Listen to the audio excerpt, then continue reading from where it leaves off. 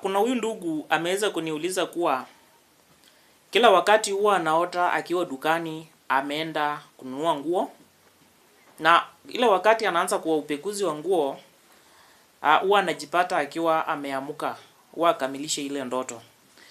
Kuwa dukani ukienda kutafuta nguo ama kununua nguo, inamaanisha ya kwamba kuna vile wewe huwa unataka watu wakuchukulia ama vile watu huwa wanakuona, kwa sababu nguo ni kama roho.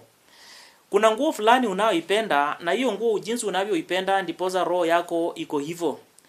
Yale mavazi tunayoyavaa yanamaanisha jinsi tulivyo ndani mwetu.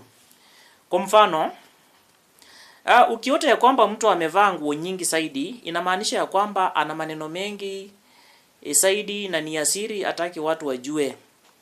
Ukiota ya kwamba amevaa chupi ambayo imechanika, ana maneno yake ya ndani ambayo ni ya kumuumiza, lakini ni asiri hataki mtu yoyote ajue.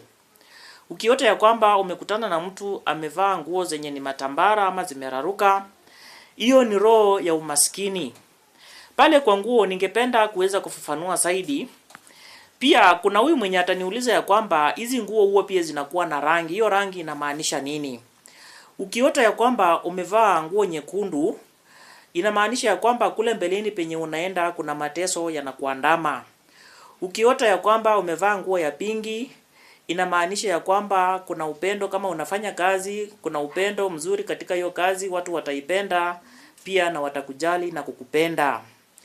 Ukiota ya kwamba umevaa nguo nyeusi, inamaanisha ya kwamba uko utupu kiimani, ama kuna mtu anaenda kufa kwenye familia yenu, ambayo nguo ya utupu ama nguo nyeusi inamaanisha ya kwamba ni mizimu wa baharini wanaoitumia.